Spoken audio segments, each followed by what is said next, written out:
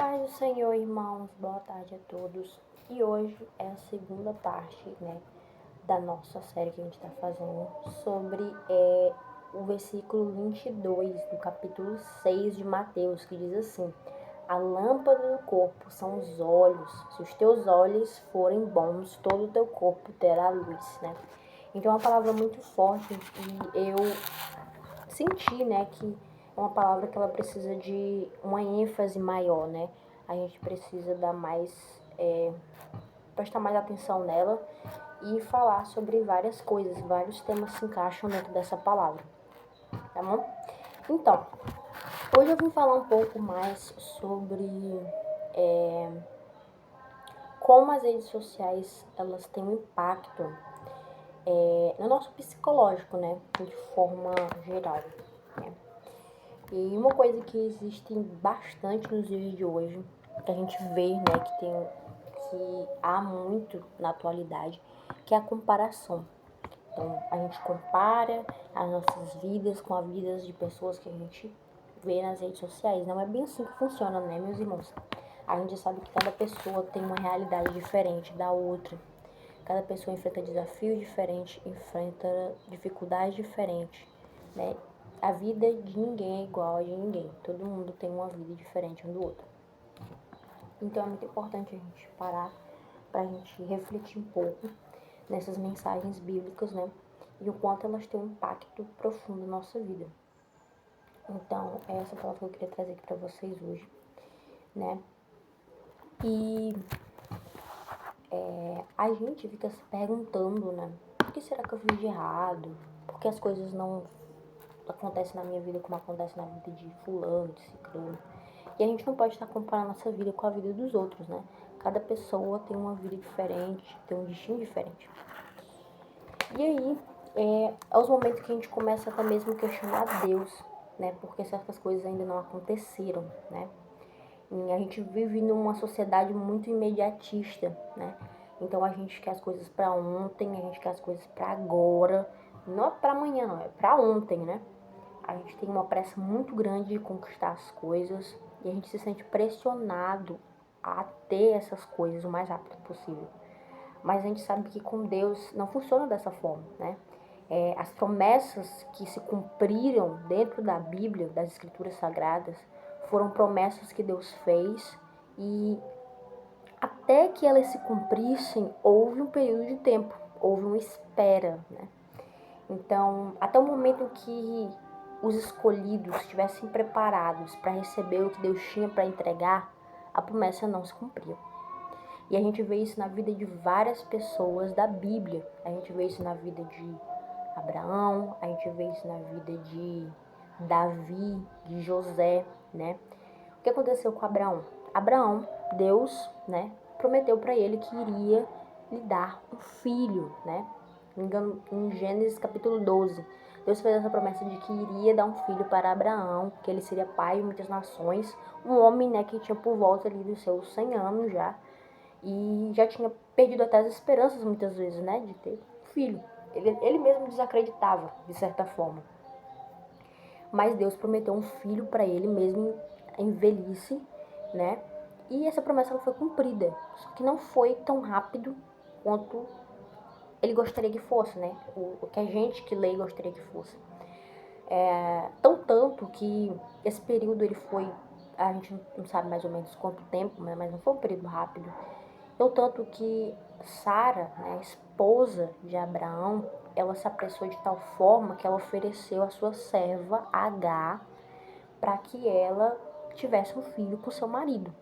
Então, Deus fez a promessa para eles, só que Sara pensou que essa promessa ia se cumprir no outro dia. Então, falou assim, Deus vai dar um filho pra gente? Então, de alguma forma isso vai acontecer. Ela desacreditava totalmente de que ela pudesse ter um filho, de que ela pudesse conceber um filho, porque ela já era avançada em idade, né? E a Bíblia fala bem claro em dizer que ela tinha cessado o costume das mulheres, né? Ela não saía mais sangue, né, naqueles períodos, já tinha cessado, por conta da idade dela. E então ela desacreditava que ela pudesse conceber uma criança. E foi por esse motivo que ela deu a sua serva Agar para o seu marido, né? Naquele desespero, na tentativa, né? Desesperada de que a promessa de Deus se cumprisse o mais rápido possível, ela fez com que... Ela deu um jeito, né? Vamos dizer assim, o famoso jeitinho. Ela quis que as coisas acontecessem da forma dela, da maneira dela, no tempo dela. Mas se Deus tinha prometido que ela iria conceber, de que o filho seria um deles dois, de Abraão e de Sara, isso iria acontecer. Só que ela não tinha fé suficiente para acreditar nisso, né? E aí isso acontece muitas vezes com a gente tenta cortar caminhos, né? Muitas vezes, durante o processo, a gente tenta ir pela forma mais rápida, chegar aonde a gente quer chegar, da forma mais rápida possível, do nosso jeito, fazer as nossas escolhas.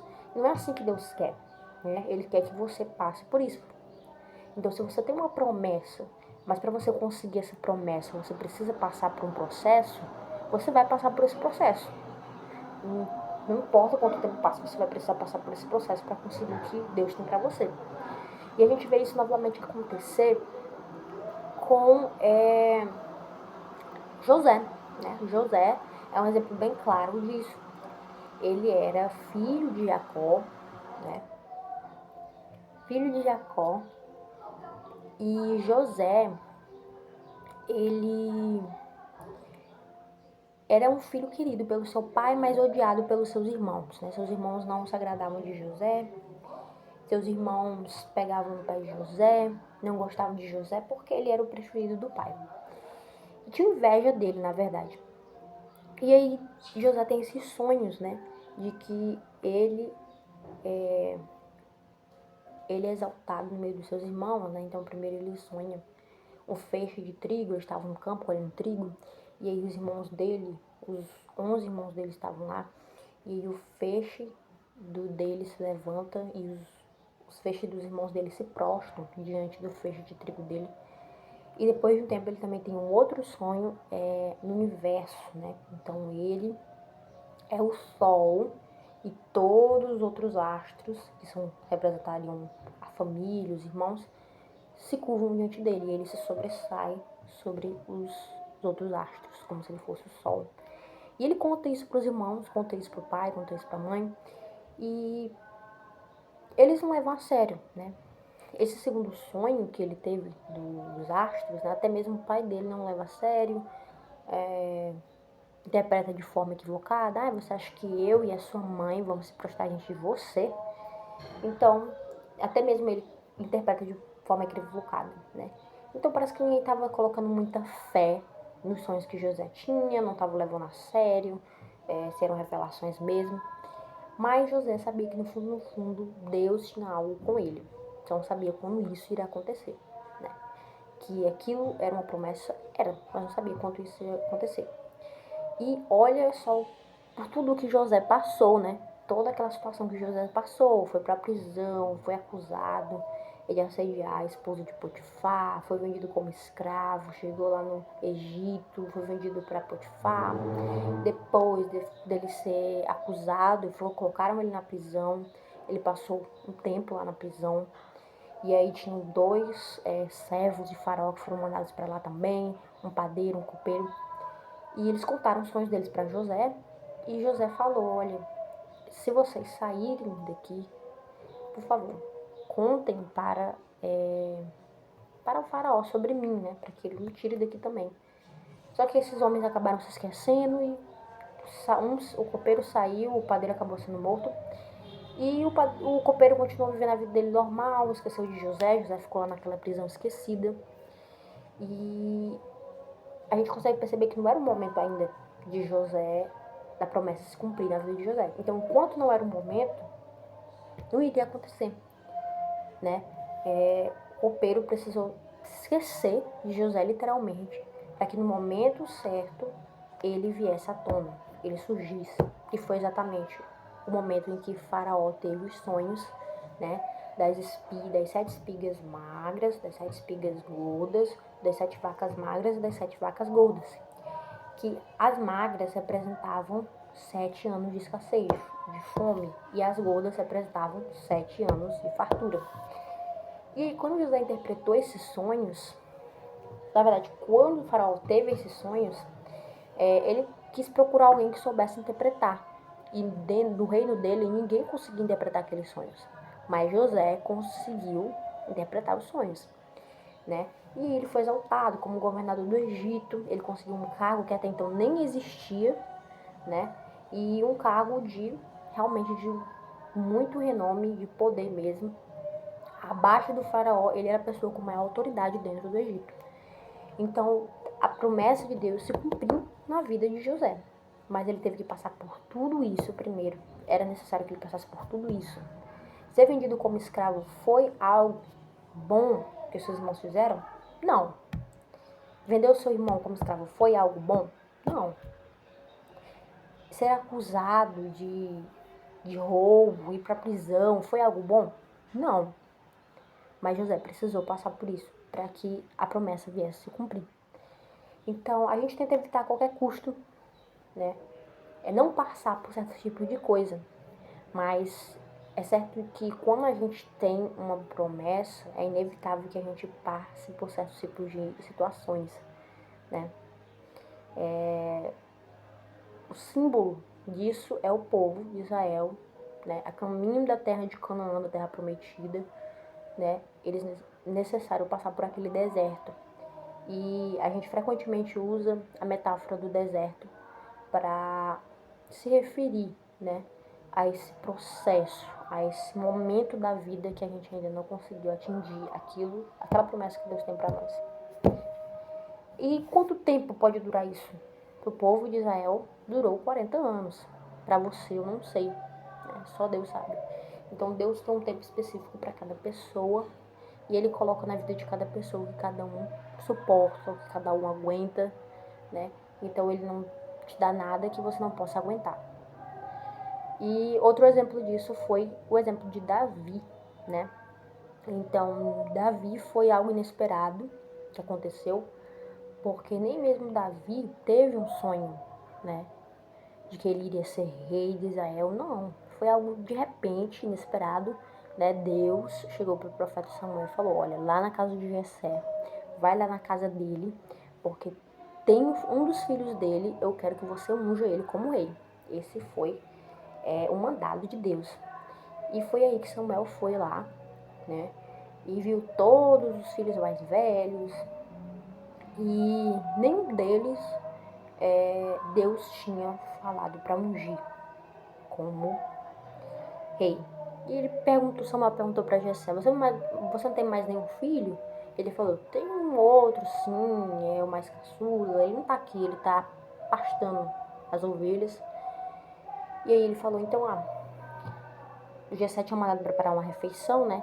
Porque receber um profeta na sua casa naquele tempo era um privilégio muito grande. Então as pessoas, elas realmente se preocupavam em tratar esse hóspede da melhor forma possível, né? De entregar o melhor tratamento possível para aquele hóspede, né?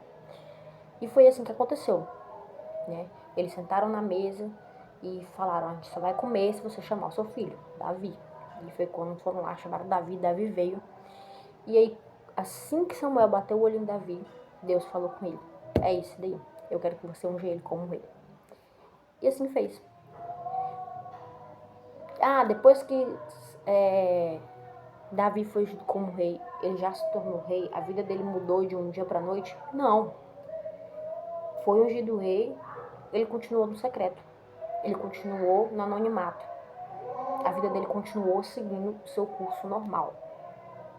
Isso aconteceu, né, por muitos anos.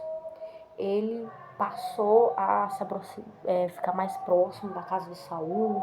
O filho de Saul, Jonatas, começou a ter um afeiçoamento muito grande por Davi. Eles começaram uma amizade muito duradoura, intensa. E Davi, ele começou a se aproximar cada vez mais de Saul, né? Saul, o Espírito de Deus, ele saiu, né, da vida de Saul e ele começou a ficar atormentado por espíritos malignos. E naquele momento, quando ele estava surtado, quando ele tinha aqueles ataques de fúria, a única coisa que conseguia acalmar o espírito de Saul era a música de Davi. Porque Davi era um grande salmista, um grande cantor, compositor, né? E ele tocava a líria, ele tocava instrumentos. E quando Davi começava a tocar, louvar ali, né, cantar, adorando a Deus, e Saul ouvia aquela música, o espírito mal saía, né, ele se acalmava. E depois Davi passou a ser escudeiro, levar as armas dele. Os irmãos de Davi também serviam no exército de Saul, então era outra oportunidade de fazer com que ele ficasse ali. E ele começou a se aproximar cada vez mais. E aí chega no fatídico dia, né, no fatídico episódio, né, que está descrito lá em, não me engano, é 1 Samuel 17, sobre o gigante Golias, né, os filisteus estavam afrontando o povo de Israel, e aí, para afrontar o povo, mandaram um gigante filisteu, né, muito mais alto do que 2 metros de altura, e aquele homem estava afrontando o povo, falou assim: e o Deus de vocês? Cadê o Deus de vocês para proteger vocês agora? Vocês não tem ninguém que tem coragem de vir me enfrentar. E foi quando Davi escutou tudo isso e falou: quem é esse filisteu para zombar do Deus de Israel? E aí ele foi lá e falou: eu vou lutar contra esse gigante. E todo mundo achou que ele estava enlouquecendo. Saul achou que ele estava enlouquecendo, os irmãos achou que ele estava enlouquecendo, porque era vamos dizer assim, a gente não sabe exatamente quantos anos Davi tinha, mas muitos historiadores supõem que ele tinha base de 17 anos. Eles eram uma criança ainda, adolescente, né? Ele não tinha o físico de um homem, né? Muito menos a idade de um homem adulto experiente em campo de batalha. Então ele era totalmente inexperiente e imagine a comparação do tamanho dele, da fragilidade dele com um gigante de mais de 2 metros de altura, né? Então todo mundo achou aquela ideia absurda, né? Mas Davi foi lá, ele estava com coragem. Saul, inclusive, emprestou as suas armaduras para ele, né, para que ele se protegesse. Mas como não coube nele, porque ele era bem franzino, acredito eu, e aquelas armaduras de soldado não cabiam ainda nele, ele foi apenas com o que ele tinha para o campo de batalha, que era uma funda e uma pedra. E ali no meio daquela briga, ele rodou aquela funda e acertou bem na cabeça do gigante. E aí ele caiu morto no chão. Com certeza uma das cenas mais impressionantes da Bíblia. Um dos milagres, assim, pode-se dizer, mais inacreditáveis. E todo mundo com certeza ficou muito surpreso. E a partir daquele dia, a história de Davi mudou totalmente, né? Ele passou a estar presente nas guerras, provavelmente ele aprendeu a usar a espada, a se defender, a atacar no campo de batalha. E ele, a partir daquele momento ele começou a estar mais presente nas campanhas militares, nas guerras que o exército de Israel travava. Então ele acabou se tornando um ágil, um excelente soldado em campo de batalha. Muito bom. E a Bíblia é bem clara em dizer que ele não perdia uma batalha. Ele sempre ganhava, né? Deus entregava a vitória nas mãos de Davi, porque Deus estava com ele. Então, depois disso aconteceram muitos outros episódios, né? Saul percebeu isso, quis matar Davi, tentava matar ele várias e várias vezes, começou a perseguir, ele teve que sair fugido, né? E aconteceram muitas coisas na vida de Davi, até o momento que, de fato, Saul morreu e ele então foi aclamado pelo povo como rei, né? Mudando até mesmo a sua sede para Jerusalém, né? Jerusalém se torna a capital, no caso de Israel. E aí, aquela promessa que Deus tinha feito, aquele momento que ele foi ungido na casa do seu pai, tinha se cumprido. Mas quase todo o livro de Samuel é Davi chegando a esse posto, né? Então, provavelmente, tem notícia, né, os historiadores, os estudiosos, teólogos da Bíblia dizem que foram necessários ali pelo menos 17 anos para que a promessa de Deus realmente se cumprisse na vida de Davi. Então, 17 anos do momento que ele foi ungido até o momento em que ele subiu na cadeira de rei, né? Então, muitas vezes, quando Deus faz uma promessa na nossa vida, a gente pensa que vai se cumprir amanhã, e não é bem assim. Deus tem os seus tempos, né? Deus tem as suas escolhas, né? Então, a gente não pode ficar apressado, pressionado pelo que a gente vê nas redes sociais. Fulano tem isso, ciclano tem isso, fulano conquistou isso, conquistou aquilo. A gente não pode comparar a nossa vida dessa forma, né? De modo a desmotivar a gente, abalar a nossa fé por conta do que outra pessoa conquistou, né? Cada pessoa ela tem o seu tempo, Deus tem uma promessa para todos, tá? Não é para uma única pessoa só. Deus tem uma promessa para você, tem promessa para todo mundo. E essa promessa ela é diferente de pessoa para pessoa. Conforme o seu esforço, conforme a sua fidelidade, a sua fé com Deus, a promessa ela vai se cumprir no tempo que Deus achar melhor. E se você cortar caminhos, você pode se arrepender depois. Você pode sofrer consequências, né? Como aconteceu no caso de Abraão.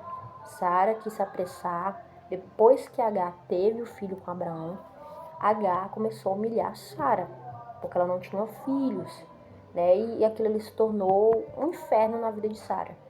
Então, tanto que ela teve que pedir para Abraão mandar expulsar Agar do acampamento, porque ela realmente insultava ela e provocava ela todos os dias. Então, aquele caminho que a Sara pensou que fosse o caminho que Deus, pelo qual Deus iria cumprir a promessa, foi, na verdade, um dos motivos de maior pesadelo na vida de Sara. E não adianta você dizer assim, vou fazer isso daqui, que Deus, através disso, vai cumprir o que Ele tem na minha vida. Vou cortar esse caminho aqui que vai dar certo. Não vai dar. Você vai estar perdendo seu tempo e você pode estar causando mais problemas do que gerando soluções, né? Ismael, ele não tem uma grande relevância dentro da Bíblia. Ele não é relevante dentro da Bíblia. As tribos, né, a descendência dele não é relevante dentro da Bíblia, né, a não ser por se tornarem inimigos do povo de Israel. Então, Ismael ele acaba não tendo um nome como Isaac teve, que era realmente o filho da promessa.